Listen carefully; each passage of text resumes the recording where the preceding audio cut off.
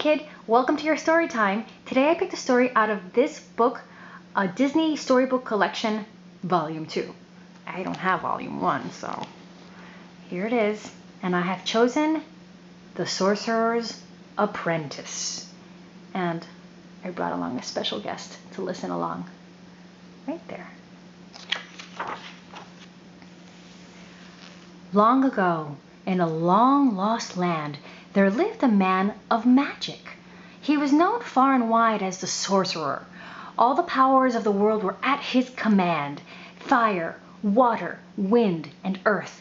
There was nothing he could not do. One day, a young lad named Mickey appeared at the door and begged to be taken on as a sorcerer's apprentice. "I have no time to teach you tricks," the sorcerer muttered as he searched impatiently for his magic hat. The sorcerer was about to send him away when Mickey whisked a red silk scarf off a table. Beneath it was the sorcerer's magic hat. "Is this what you're looking for?" Mickey asked. At that, the sorcerer realized that perhaps he could use a bright young apprentice. Mickey soon set to work, sweeping and swabbing. Sometimes he would sneak away from his chores and secretly watch the sorcerer at work. How he longed to be like the old man with his vast knowledge of spells. Late one night, the sorcerer removed his magic hat and placed it on the table. Then, as he went upstairs, he asked Mickey to do one last chore and fill the vat with water before he went to bed. As soon as the sorcerer was out of sight, Mickey picked up the magic hat and put it on, just to see how it fit. Suddenly, Mickey felt a strange surge and knew that now he had magical powers too. Spotting his old broom, the sorcerer's apprentice took a deep breath and began to chant, "Dooma, dooma, brooma, brooma." Magically, the broom came to life, sprouting 2 arms of its own. Mickey motioned for the enchanted broom to pick up 2 buckets and follow him to the fountain in the courtyard.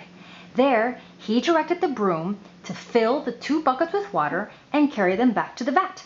Since the vat was quite large, Mickey had the broom continue to fetch more water.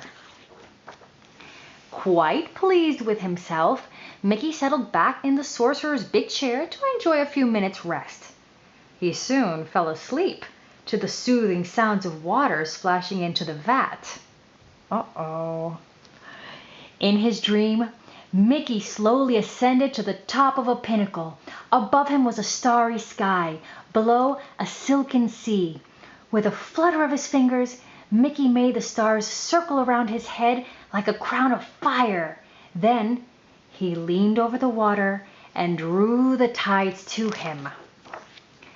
The waves were lapping at his feet. Mickey awoke with a start. Waist high in water! The broom was still filling the vat with water.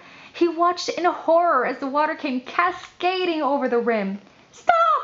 Mickey cried. "Halt!" But the broom neither heard nor heeded.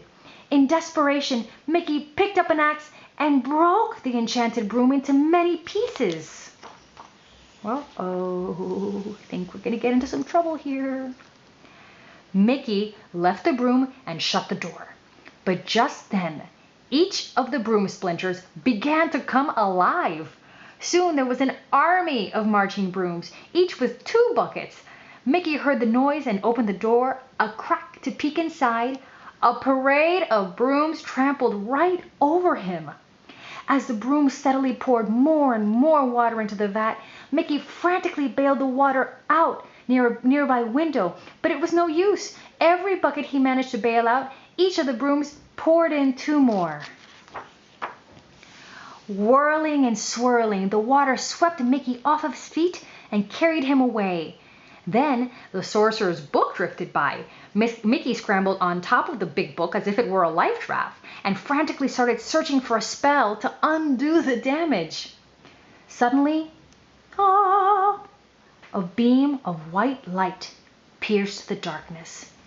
Mickey looked up, and there, on the stairs, stood his master. Slowly, the sorcerer raised his arms. He murmured some words, thrust both arms straight out, and pointed his fingers at the terrible torrent. Instantly, the raging sea parted, and the waters began to recede. And when the last swirl of water had vanished, there Mickey stood, wet and shivering in a shallow puddle. As Mickey gazed up sheepishly, the sorcerer stared down at him with cold, angry eyes. Mickey took off the magic hat and returned it to its owner. Then, with downcast eyes, he rushed off to complete his chores. And so, Mickey never even saw the sly little smile the sorcerer flashed as he picked up the once enchanted broom. But from then on, the sorcerer found a few minutes each day to teach his pupil the true uses of magic. The end. I hope you like the story. And both of my Mickeys say, bye. See you next time.